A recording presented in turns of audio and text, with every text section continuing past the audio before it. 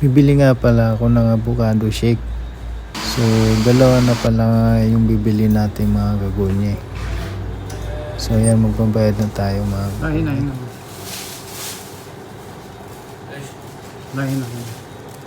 Ito na nga yung aking order.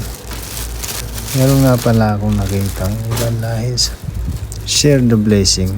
Bigay nga pala natin yung isang order natin. Subukan natin kung matutuwa siya. So let's go.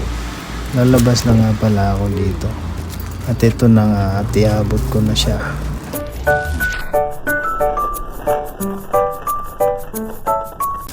Wow!